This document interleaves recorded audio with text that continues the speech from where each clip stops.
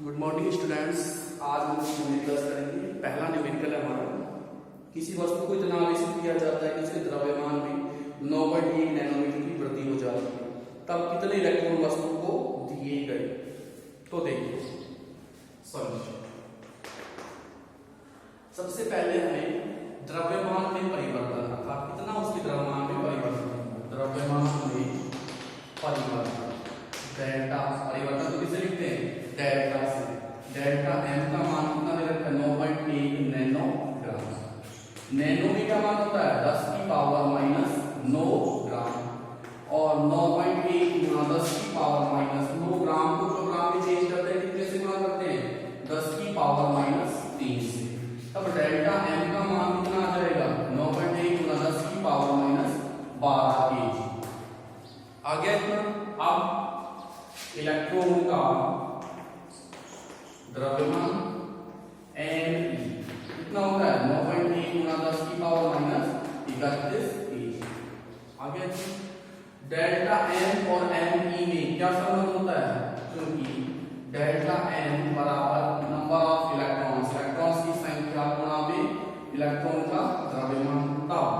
इलेक्ट्रॉनों की संख्या n बराबर delta M upon M E, ये सूत्र हमें प्राप्त हो जाता है। डेल्टा एम क्वेश्चन में दे रखा है, एम ई का मान हमें पता है, तो इलेक्ट्रॉनों की संख्या कितनी आएगी, 9.1 गुणा 10 की पावर माइनस 12 बटा में 9.1 गुणा 10 की पावर माइनस 31। 9.1 से 9.1 कैंसिल हो गया, तो n बराबर 10 की पावर माइनस 12, 10 की पावर माइनस 31 को जब हम ऊपर लेकर जाते हैं तो कैसी हो जाती है, प्लस। जब आधार समान हो तो आधार आपस में जुड़ जाती हैं, तो 31 में से 12 में 10 की पावर 19 इलेक्ट्रॉन, ये हमें प्राप्त होती है नंबर ऑफ इलेक्ट्रॉन्स, इलेक्ट्रॉन्स की संख्या। दूसरा क्वेश्चन क्या बता रहा है इसके अंदर, आवेश का मान और प्रकृति ज्ञात कीजिए। कि आवेश का मान इतना आएगा और वस्तु किस प्रकृति की होगी। आ गया इनका मान 10 की पावर 19 इलेक्ट्रॉन। आगे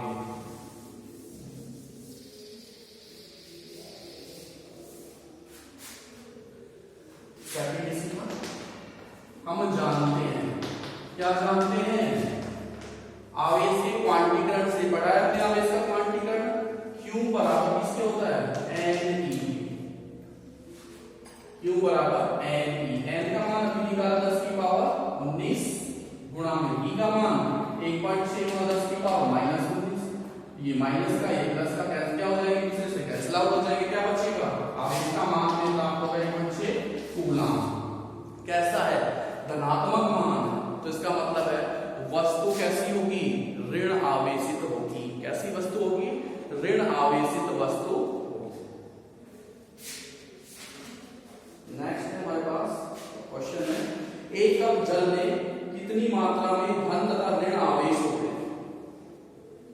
और कप कितना है, कप के अंदर कितना जल आता है, 250 ग्राम।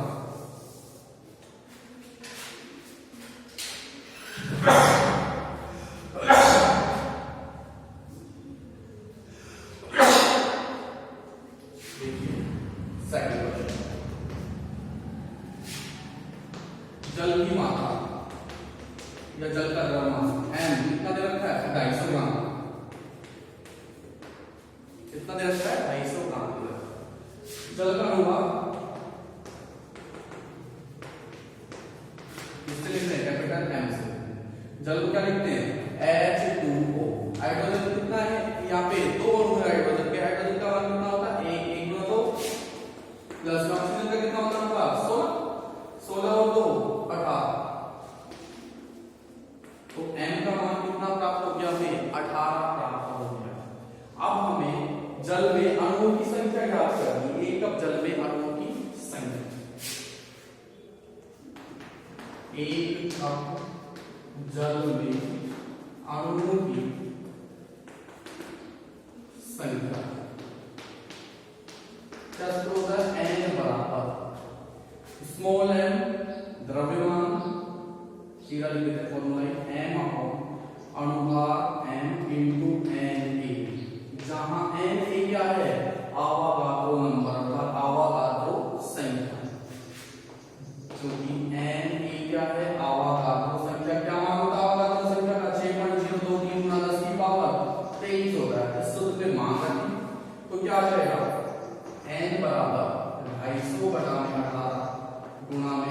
6.023 गुना 10 की पावर 23 आ जाएगा ये n का मान। अब क्या निकालना है, जल में जो एक कप जल है उसमें आवेश का मान निकालना है, कितना धनावेश होगा और कितना ऋणावेश होगा। ये आगे हम आगे देखेंगे।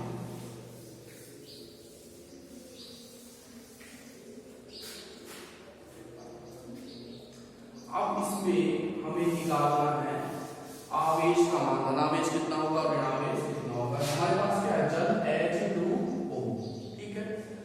यहाँ पे हाइड्रोजन में कितने होंगे, 2 है, एक में 1 होता है तो 2 में कितने होंगे, 1 गुना 2 2, और ऑक्सीजन में कितने 8 8 और 2 10 10 तो इलेक्ट्रॉन होंगे और 10 इसमें प्रोटॉन होंगे। इलेक्ट्रॉन प्रोटॉन दोनों की संख्या कैसी है, समान है, और कितनी है 10 10। तब हम देखेंगे कि इसके अंदर आवेशों का मान कितना प्राप्त होता है, धनावेश ले लेंगे या फिर ऋणावेश। हम जानते हैं Q बराबर क्या होता है, Ne होता है, यही होता है। n का मान हम निकाल चुके हैं, 250 बटा 18 गुना में 6.023 गुना 10 की पावर 23 गुना में कितने इलेक्ट्रॉन है, 10 10 E का मान लिखने सीधा 1.6 गुना 10 की पावर -19। जब इसको सोल्व करते हैं, जब इसे सोल्व करते हैं तो Q का मान 1.37 की पावर 7 कूलाम प्राप्त होता है। कितना प्राप्त होता है, 1.337 गुना 10 की पावर 7 कूलाम प्राप्त होता है। इसके बाद हम क्या देखेंगे, कूलाम नियम। कूलाम नियम, अब जो कूलाम नियम है इससे पहले हम पढ़ चुके हैं, कक्षा 11 देखिए क्या होता है।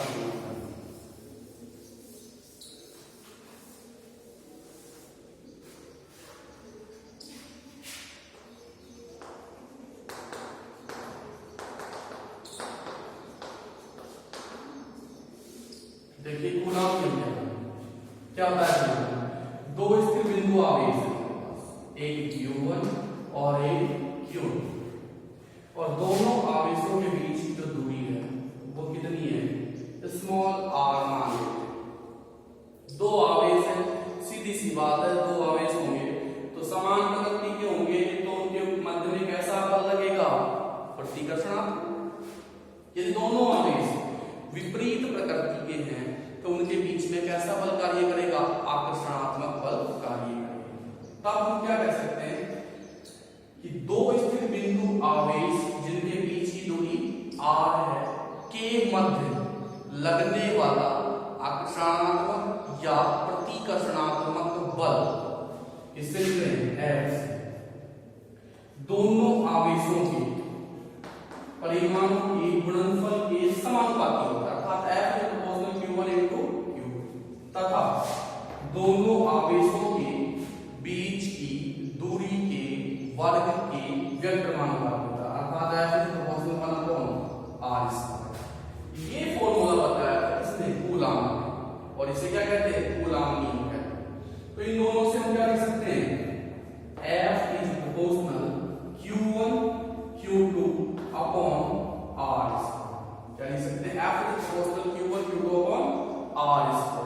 प्रोपोर्शनल हटाते हैं तो क्या लिखते हैं, कांस्टेंट लिखते हैं। F is equal to constant, यहां पे प्रोपोर्शनल हटाने क्या लिखते हैं, कांस्टेंट, k कांस्टेंट में लिख दिया, साथ में क्या है Q1 Q2 upon r²। k constant है जिसे कूलाम नियतांक कहते हैं, कूलाम नियतांक कहते हैं। और इस कूलाम नियतांक का मान कितना आता है, k का मान होता है 1/4 पाई एप्सिलॉन नॉट होता है, जहां एप्सिलॉन नॉट क्या है, नॉट लग गया तो इसका मतलब है निर्वात की विद्युतशीलता, निर्वात की विद्युतशीलता, किसकी विद्युतशीलता है, निर्वात की विद्युतशीलता। और इसका मान कितना होता है, 8.85 गुणा 10 की पावर -12 होता है। जब ये एप्सिलॉन नॉट का मान यहां से उठा के यहां पे रखेंगे तब k का मान कितना आएगा,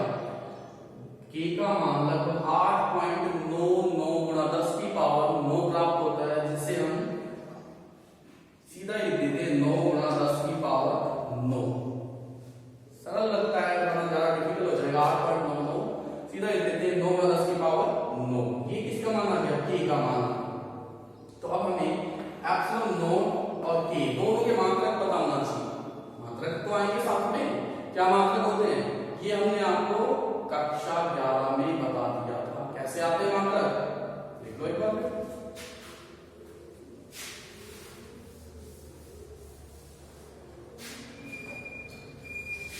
फॉर्मूला है हमारे पास f is equal to 1/4 pi epsilon naught. A का मान रख दिया हमने q1 q2 upon r square. Formula ये है कूलम नियम का, तो इसका मात्रक बताना है हमें। इसको जान लिया, इसको नीचे लिया, तो epsilon naught is equal to 1/4 pi f q1 q2 upon r square आ जाएगा। 4 पाई कांस्टेंट है, कोई महत्व नहीं है यहाँ पे। 1/f q1 q2 upon r square. क्यों आवेश से आवेश का मात्रक कूलम इनटू कूलम बटा में बल का मात्रक न्यूटन होता है इनटू r दूरी का मात्रक मीटर स्क्वायर। तो एप्सिलॉन नॉट का मात्रक कितना आ गया, एप्सिलॉन नॉट बराबर कूलम स्क्वायर बटा में न्यूटन इनटू मीटर स्क्वायर। तो क्या आंसर होता है इसका, कूलम स्क्वायर पर न्यूटन इनटू मीटर स्क्वायर आ जाएगा। अब यहाँ पे देखो हमें k का मात्रक बताना है। k और एप्सिलॉन नॉट कैसे एक दूसरे के उल्टे हैं, व्युत्क्रमानुपाती है। जो इसका मात्रक है वो इसका कैसा होगा, उल्टा होगा। और उल्टा मात्रक क्या आ जाएगा इसका, न्यूटन इनटू मीटर स्क्वायर पर कूलम स्क्वायर प्राप्त हो जाएगा। तो k का मात्रक क्या होगा, न्यूटन इनटू मीटर स्क्वायर पर कूलम स्क्वायर, और एप्सिलॉन नॉट का मात्रक क्या होगा, कूलम स्क्वायर पर न्यूटन इनटू मीटर स्क्वायर। ये प्राप्त हो जाता है। अब हमें एप्सिलॉन नॉट की विमा बतानी है। क्या बतानी है, विमा। विमा पता है आपको कैसे निकालते हैं, देखो एक बार।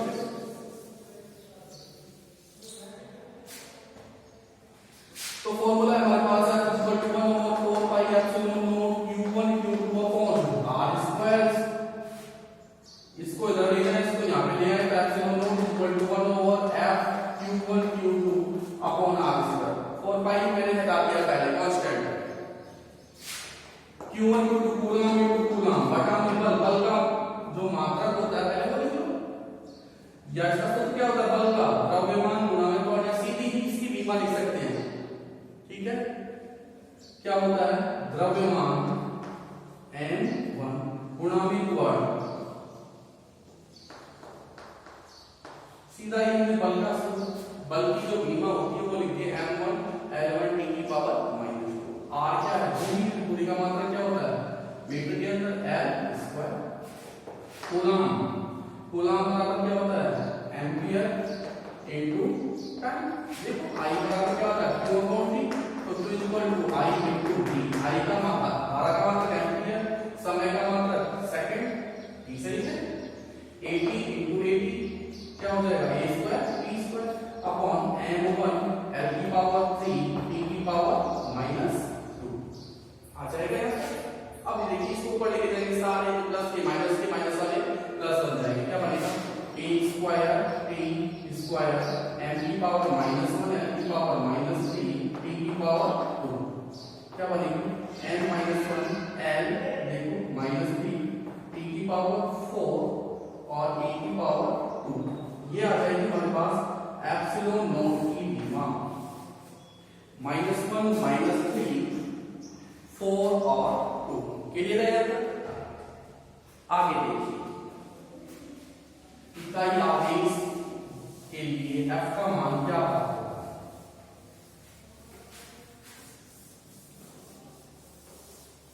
हमने कूलम नियम पढ़ा है, कौन सा नियम, कूलम नियम। और जो कूलम नियम है वो हमें क्या बता रहा है, कूलम नियम हमें बता रहा है, कूलम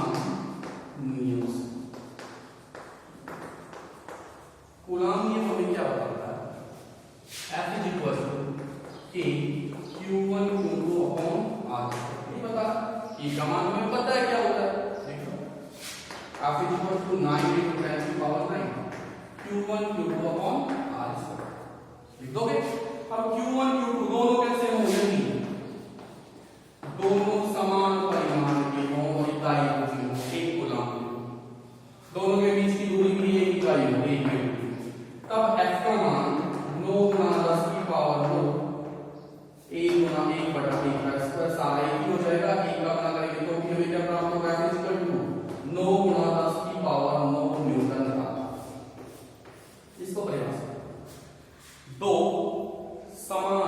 इकाई परिमाण के बिंदु आवेश जिनके बीच की दूरी भी कैसी हो, इकाई हो, तब उनके मध्य लगने वाला आकर्षणात्मक या प्रतिकर्षणात्मक बल का मान 9 × 10⁻9 न्यूटन होता है।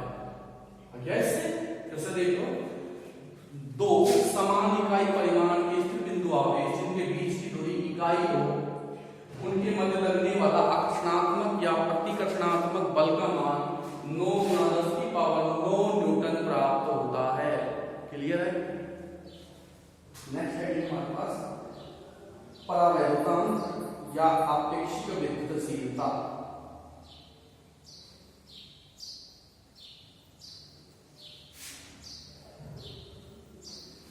परावैद्युतांक या आपेक्षिक विद्युतशीलता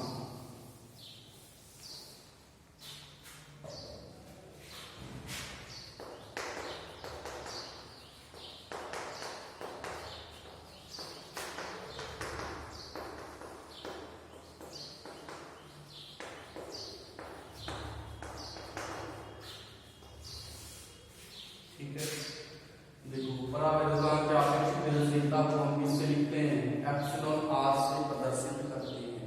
किससे प्रदर्शित करते हैं, एप्सिलॉन आर से। क्या सूत्र होता है इसका, epsilon upon epsilon not, epsilon upon epsilon not. Epsilon के आगे कुछ भी ना लगाएं तो इसका मतलब है माध्यम की विद्युतशीलता, एप्सिलॉन एम भी लिख सकते हैं। ये विद्युतशीलता होती है, एप्सिलॉन का मतलब क्या है, विद्युतशीलता। ठीक है, तब परावैद्युतांक के आपेक्षिक विद्युतशीलता की परिभाषा क्या बनेगी, यहां से किसी माध्यम की विद्युतशीलता और निर्वात की, नोट जहां पे लग जाए वो है निर्वात, निर्वात की विद्युतशीलता का अनुपात परावैद्युतांक या आपेक्षिक विद्युतशीलता के बराबर होता है। और किससे लिखते हैं, एप्सिलॉन आर से इसे प्रदर्शित करते हैं। किससे, एप्सिलॉन आर से प्रदर्शित करते हैं। या दूसरी परिभाषा बल के रूप में लिख, एप्सिलॉन आर एप्सिलॉन अपॉन, इससे उल्टी हो जाएगी। निर्वात में आवेशों के मध्य लगने वाले बल तथा माध्यम में आवेशों के मध्य लगने वाले बल का अनुपात आपेक्षिक विद्युतशीलता या परावैद्युतांक के बराबर होता है।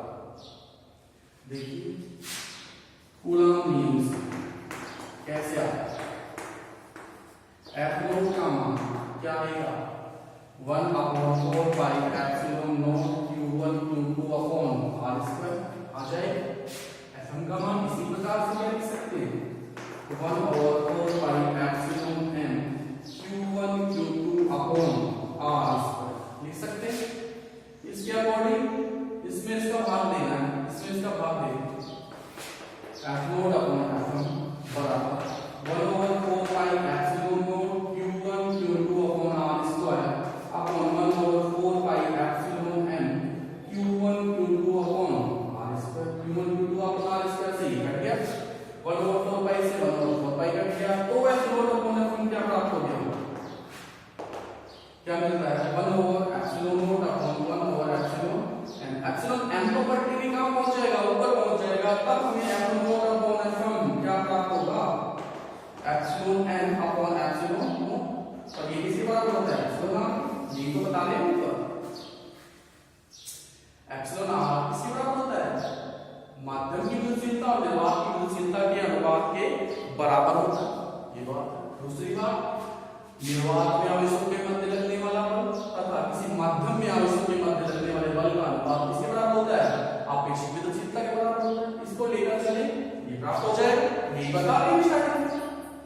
तो एप्सिलॉन आर का मात्रक क्या होगा, आपसे पूछा जाए एप्सिलॉन आर है, उसका मात्रक क्या होगा, उसका मात्रक क्या होगा। देखो, ये भी विद्युतशीलता है, ये भी विद्युतशीलता है, या बल के रूप में, ये भी बल है और ये भी बल है। इन दोनों के मात्रक एक दूसरे से क्या हो जाएंगे, कैंसिल आउट हो जाएंगे, बल का बल से कैंसिल आउट हो जाएगा। तो क्या कह सकते हैं, जो एप्सिलॉन आर है वो एक मात्रकहीन राशि है। कैसी राशि है, मात्रकहीन राशि है, अर्थात एप्सिलॉन आर का कोई मात्रक विद्युतशीलता। ठीक है, ये है आपेक्षिक विद्युतशीलता या परावैद्युतांक। इसके बाद हम क्या करेंगे, अब देख लो,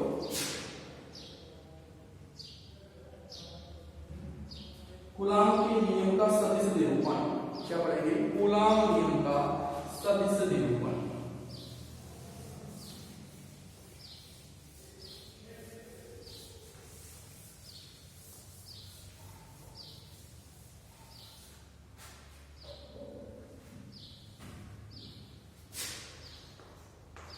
कूलाम नियम का सदिश निरूपण। ठीक है, देखिए कूलाम नियम का सदिश, दो स्थिर बिंदु आवेश है हमारे पास, एक Q1 है, एक Q2। ठीक है, एक ले लिया अपने मूल बिंदु O से Q1 का जो स्थिति सदिश है वो ले लेते हैं R1 वेक्टर। क्या ले लिया? R1 वेक्टर ले लिया। इसी प्रकार से मूल बिंदु O से Q2 का जो स्थिति सदिश है वो क्या है? R2 vector. एक का R1 वेक्टर, एक का R2 वेक्टर। अब इन दोनों के बीच का भी स्थिति सदिश बता दें। हमने मान लिया R21 वेक्टर, जिसको हम लिख सकते हैं R2 माइनस R। इस रूप में लिख सकते हैं इसे R21 बराबर मोड में लिखो तो मोड में लिखो, ऐसे कहीं लिखना चाहो तो R2 vector minus R1 vector. अब देखिए आगे, अब दो आवेश हैं, ठीक है, तो दोनों आवेशों पर एक दूसरे के कारण क्या उत्पन्न होगा? बल, कौन सा? विद्युत बल। इस वाले पर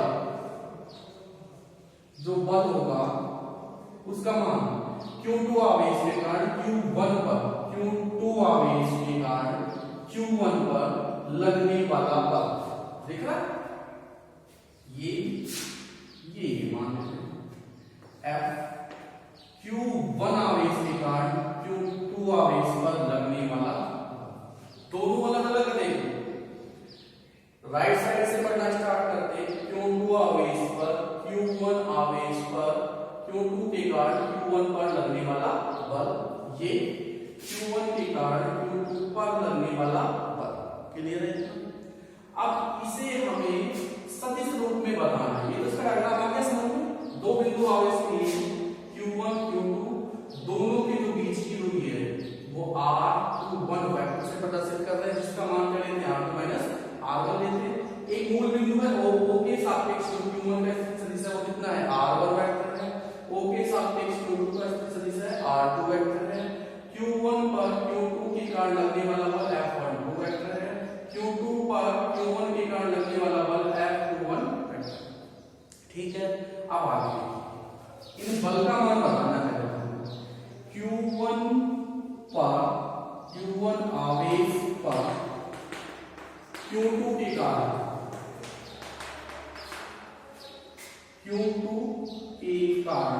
लगने वाला बल, देखिए ये बल क्या है? कौन सा है? F12 बराबर कूलाम नियम से बताना है कि सब में कॉमन है, कांस्टेंट आवेश Q1 Q2 अपॉन। अब यहाँ पे देखो जो दूरी है, जहां पे जो लिखा हुआ है F12 है, तो इसका उल्टा याद रखना है यार, क्या है? R21 वेक्टर का स्क्वायर। ठीक है, साथ में R21 कैप भी आएगा। ये क्या है? R21 कैप, ये कह रहा था एकांक सदिश। R21 कैप क्या है? एकांक सदिश। और एकांक सदिश की परिभाषा से R21 vector upon mod of R21 vector, ये होता है। इसको इस रूप में लिखना चाहिए तो क्या आएगा? R2 vector minus R1 vector upon mod of R2 vector minus R1। ये मान प्राप्त हो जाएगा, और ये मान जब हम यहाँ पे रखेंगे तब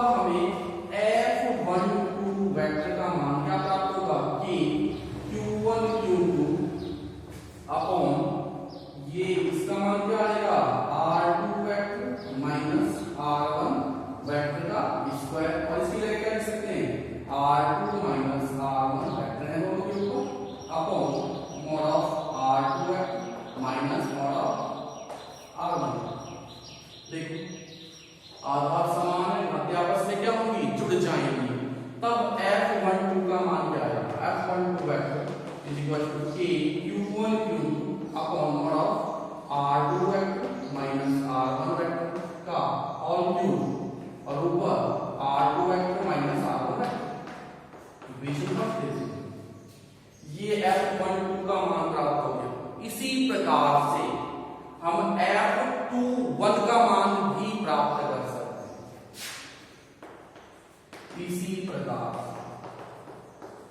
निकालने की जरूरत नहीं, सीधा लिख सकते हैं F21 वेक्टर क्या आएगा, जहां पे Q1 है, जहां पे 1 है वहां पे 2, जहां पे 2 है वहां पे 1 करना, बस ये चेंज करना होगा कि Q1 Q2 गुणा में है, गुणा के लिए क्रमविधि में नियम लागू होता है, 2 गुणा 3 कर दो चाहे 3 गुणा 2 कर दो, एक ही मान आएंगे Q1 Q2 अपॉन यहाँ पे mod of R1 minus R2 का होल क्यूब और यहाँ पे R1 vector minus R2 vector, equation second.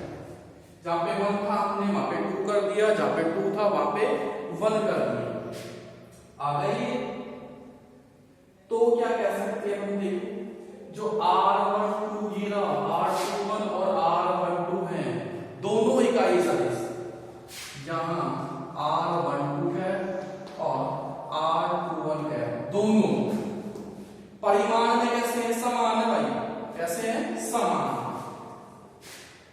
लेकिन दिशा दोनों की कैसी है, विपरीत है। देखो यहाँ पे R1 माइनस R2 हो रहा है, यहाँ पे R2 माइनस R1 हो रहा है, दोनों की दिशा कैसी है, विपरीत है। इस वजह से जो F12 वेक्टर और F21 वेक्टर है, इन दोनों की दिशा भी डायग्राम से भी दिख रही है तुम्हें, कैसी है, एक दूसरे के विपरीत है, अर्थात जो बल है वो परिमाण में तो कैसे है, समान है, और दिशा दोनों की कैसी है, विपरीत है। तब हम क्या कह सकते हैं, समीकरण 1 2 से, समीकरण 1 व 2 से ये लिख सकते हैं F12 वेक्टर बराबर है F21 वेक्टर के, दोनों परिमाण में तो कैसी है, समान, लेकिन दिशा दोनों की कैसी है, विपरीत है। तो ये न्यूटन के कौन से नियम के अकॉर्डिंग हो गया, परिमाण में तो समान है लेकिन दिशा विपरीत है। ये न्यूटन के तृतीय नियम याद होगा आपको, कौन सा है तृतीय नियम, क्रिया प्रतिक्रिया का नियम। तो ये जो कूलॉम नियम है ये न्यूटन के क्रिया प्रतिक्रिया नियम का पालन करता है। कौन से नियम का, क्रिया प्रतिक्रिया नियम का पालन करता है, पहली बात हो गई। दूसरी बात क्या है, ये जो कूलॉम नियम है ये व्युत्क्रम वर्ग के नियम का भी पालन करता है। कैसे करता है, देखिए क्या सूत्र होता है कूलॉम के नियम का, कि Q1 Q2 अपॉन R², ये रहा व्युत्क्रम वर्ग। तो ये बल केवल व्युत्क्रम वर्ग के नियम का पालन करता है। अगर यहाँ पे वर्ग की जगह क्यूब कर दे तो यहाँ पे कूलॉम नियम वैध नहीं होगा। केवल कहां तक वैध होता है, स्क्वायर वर्ग, व्युत्क्रम वर्ग के नियम का पालन करता है, ये बात है। क्वेश्चन कई बार पूछा जाता है, क्या कूलॉम नियम व्युत्क्रम वर्ग के नियम का पालन करता है? बिल्कुल करता है। अगर यहाँ पे R³ कर देंगे तो यहाँ पे कूलॉम नियम व्युत्क्रम वर्ग के नियम का पालन नहीं करेगा। ये प्रोसेस सारा क्या जाता है, कूलॉम नियम का सदिश निरूपण। इंपॉर्टेंट टॉपिक है, ध्यान से केवल एक दो स्टेप आपको देखने ढंग से, बाकी सारा एक जैसे आता है। F12 निकाल दिया तो जहां पे 1 है वहां पे 2 कर देना, F21 निकल आएगा, और दोनों परिमाण में कैसे आएंगे, समान आएंगे। केवल किसका पर चेंज आएगा, इनकी दिशा, इनकी दिशा एक दूसरे के कैसी होगी, विपरीत होगी। इस वजह से न्यूटन के तृतीय नियम का पालन करेंगे, साथ में व्युत्क्रम वर्ग के नियम का पालन भी करते हैं। क्लियर है?